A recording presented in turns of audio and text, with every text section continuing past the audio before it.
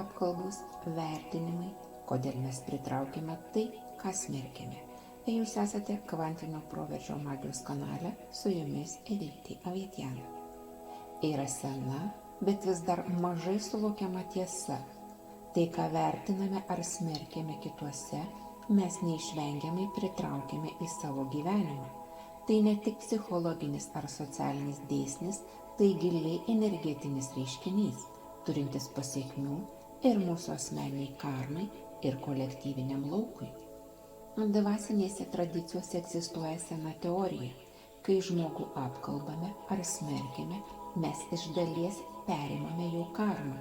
Kitaip sakant, žmogus, kurį smerkime, tarsi išsilaisvina nuo tam tikros savo naštos.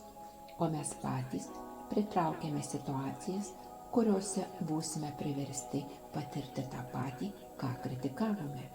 Tai ne bausmė, tai visatos balanso dėsnis, atoveiksmis, kuris atspindi mūsų vidinę būseną.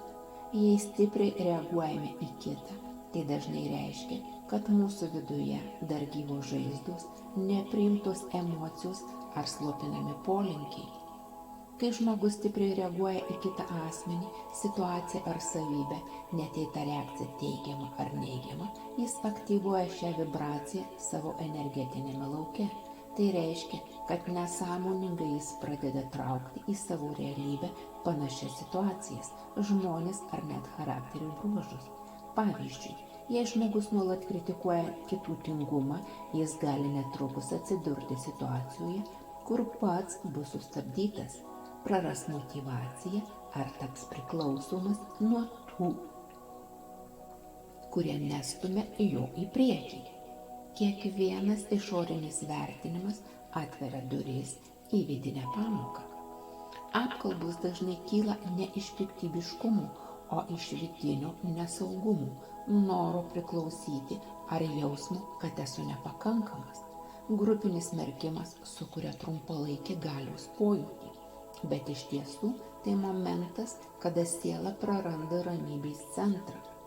Kiekvienas apkalbų dalyvis įdeda dalį savo energijos į kolektyvinį lauką, tarsi nematomą debesį, kuris ima veikti visus jame dalyvavusius. Po tokių pokalbių dažnai jaučiamas nuovargis, sunkumas, išsekimas. Tai ženklas, kad energija buvo paaukota nesąmoningam egregorui. Būti sąmoningu nereiškia viską toleruoti. Kartais reikia įvardinti neteisybę, manipuliaciją, destruktyvų elgesį. Tačiau esminis klausimas, iš kur mes kalbame? Ar mūsų žodžius veda meilė, tiesa ir ramybė? Ar kalbame iš ego, baimės ar noro įgelti? Teisė vertinti atsiranda tik tada, kai gebame matyti reiškinius ne per emocijų audrą, o iš tylos, aiškumo ir vidinės šviesos. Ką atskleidė giluminis tarot tyrimas šią temą? Aš įkelsiu video, jei jums bus įdomu, peržiūrėkite jį. O dabar trumpai apibendrinsiu išvadas.